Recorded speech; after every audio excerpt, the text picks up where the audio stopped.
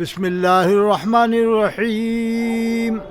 یہ دیکھیے رات کا نظارہ اکبری مسجد کا اجمیر شریف کا ہے۔ سبحان اللہ سبحان اللہ، دیکھیے کتنا بڑھیا گیٹ بنا ہوا ہے۔ سبحان اللہ سبحان اللہ، یہ اکبری مسجد کا نظارہ ہے۔ سبحان اللہ سبحان اللہ، وہ سامنے پہاڑیا کا منظر سامنے ہے۔ اللہ کے رسول صلی اللہ علیہ وسلم فرماتے ہیں بشر المشائین فی الظلم الی المساجد بالنور التام یوم القیامہ، کہ بشارت دے دو ان لوگوں کو جو رات کی تاریکی میں مساجد کو آباد کرتے ہیں، قیامت کے دن ان کو نور عطا کیا جائے گا۔ قیامت کے دن ان کو نور عطا کیا جائے گا۔ لیکن آج مسجدوں میں بھی ایسے مردود لوگ آ جاتے ہیں جو مسجد میں آنے کے باوجود نماز نہیں پڑھتے۔ اسی اکبری مسجد میں آپ دیکھنا کتنے لوگ ایسے پڑھے ہوں گے جو نماز نہیں پڑھتے، آتے ہیں لیکن نماز نہیں پڑھیں گے۔ اللہ نے ان کو محروم فرما دیا ہے۔ تو نماز پڑھنے کی توفیق انہی کو ملتی ہے جن سے اللہ راضی ہو، جن سے اللہ خوش ہو۔ قیامت کے دن سب سے پہلے نماز کا حساب ہوگا۔ اللہ کے رسول فرماتے ہیں صلی اللہ علیہ وسلم، قیامت میں سب سے پہلے نماز کا حساب ہوگا۔ حدیث پاک میں ہے من ترک الصلاۃ متعمدا فقد کفر، جس نے جان بوجھ کر ایک نماز چھوڑ دی اس نے کفر کیا۔ اب جو لوگ مطلب بتاتے ہیں کہ کفر کے قریب ہو گیا، تو حدیث میں تو لفظ قریب نہیں ہے، فقط کفر ہے، بے شک اس نے کفر کیا۔ اگر قریب کا بھی لفظ مان لیا جائے، قریب الکفر، تو کفر کے قریب ہونا کیا کم سمجھ رہا ہے؟ وہ کم سمجھ رہا ہے، وہ بھی ایک نماز چھوڑنے میں۔ جو رات دن پانچوں ٹائم کی نماز چھوڑ رہا ہے وہ کیا ہوا؟ جو رات دن پانچوں ٹائم کی نماز چھوڑ رہا ہے وہ کیا ہوا؟ اسی مولوی سے پوچھو جو بے نمازیوں کو بے نمازیوں کی حوصلہ افزائی کرتے رہتے ہیں کہ ارے وہ تو گناہ ہے اور یہ ہے اور وہ ہے اور یہ ہے، اور دیوبندی کے پیچھے نماز پڑھ لی تو صاحب اسلام سے خارج، دیوبندی کے پیچھے نماز پڑھی تو اسلام سے خارج، اور ویسے پانچوں ٹائم کی نماز چھوڑ لے تو کوئی فرق نہیں پڑ رہا ان لوگوں کے اوپر۔ نہ اس سے نکاح کروائیں گے، نہ اس سے تجدید ایمان کروائیں گے جو رات دن 5 ٹائم کی نماز چھوڑ رہا ہے۔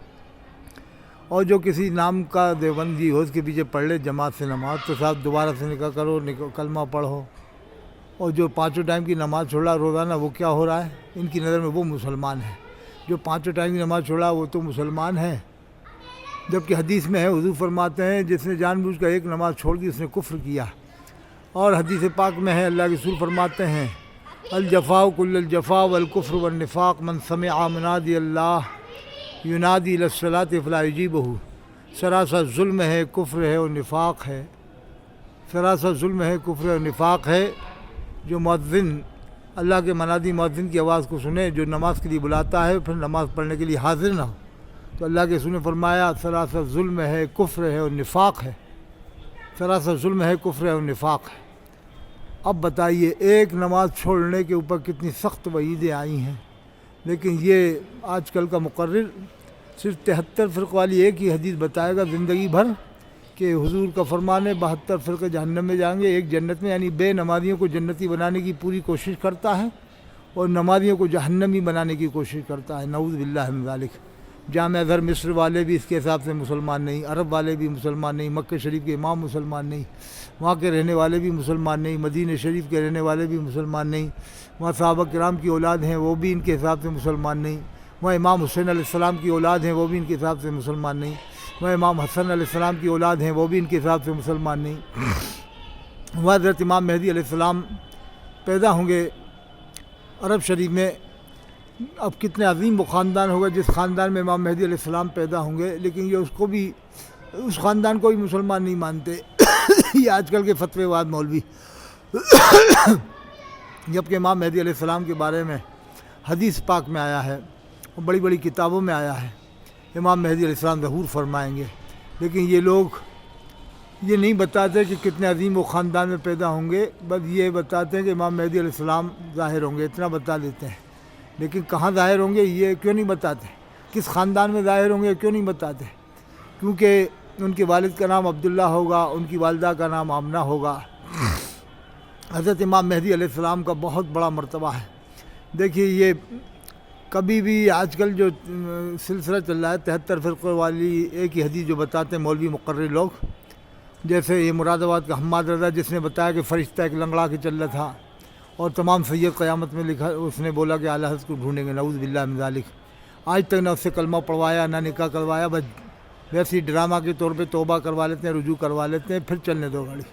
یعنی ان کا یہ معاملہ ہوا کہ اپنی پارٹی کا آدمی کتنی کفر بکے گستاخیاں کرے وہ سب معاف ہیں، لیکن دوسرا کرے تو صاحب اس کو کافر قرار دیتے ہیں۔ اگر کوئی دیوبندی کے پیچھے نماز پڑھ لے تو اس کو اسلام سے خارج قرار دیتے ہیں، یا جنازہ پڑھ لے تو اسلام سے خارج قرار دیتے ہیں۔ تو ان کے حساب سے جتنے بھی حاجی نماز پڑھتے ہیں امام حرم کے پیچھے، مسجد نبوی کے امام کے پیچھے، سب کے سب نعوذ باللہ من ذالک اسلام سے خارج ہو جاتے ہیں، یعنی سب کا نکاح ٹوٹ جاتا ہے۔ جتنے بھی حاجی جاتے ہیں 50 لاکھ حاجی جاتے ہیں کم بیش، تو ان کے حساب سے 50 لاکھ حاجیوں کا نکاح ٹوٹ جاتا ہے، نعوذ باللہ من ذالک۔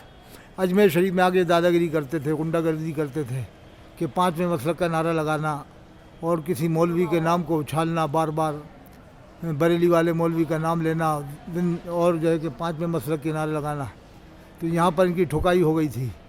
یہاں پر جتنی بڑے بڑے ولیوں کی مزارات ہیں وہاں پر ان کا 5واں مسلک نہیں چلتا، کلیہ شریف میں نہیں چلتا، ابو علی شاہ قلندر رحمۃ اللہ علیہ کی درگاہ پر نہیں چلتا، حضرت شیخ علاؤالدین صابر کلیری رحمۃ اللہ علیہ کی درگاہ پر ان کا مسلک نہیں چلتا، حضرت نظام الدین اولیاء رحمۃ اللہ علیہ کی درگاہ پر ان کا مسلک نہیں چلتا، حضرت شیخ فخر الدین سرواڑ رحمۃ اللہ علیہ کی درگاہ کے اوپر ان کا مسلک نہیں چلتا، حضرت امام ربانی مجدد الفسانی رحمۃ اللہ علیہ کی درگاہ پر ان کا مسلک نہیں چلتا۔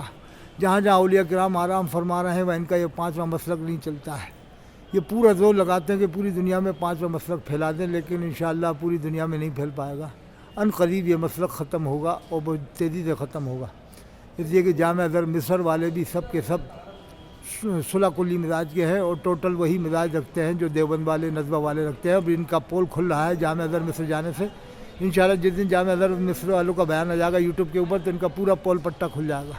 آپ بھی گوگل سے ریسرچ کر کے نکال سکتے ہیں، یوٹیوب میں سے نکال کے جامع ازہر والوں کی کنڈیشن دیکھ سکتے ہیں، انشاءاللہ آپ کا دماغ کھل جائے گا۔ میں ابھی اجمیر شریف میں ہوں اور پھر بعد میں دوسری ویڈیو بناؤں گا، آپ لوگ اس ویڈیو کو دیکھیں۔ اللہ تعالیٰ ہم سب کو عمل کی توفیق عطا فرمائے۔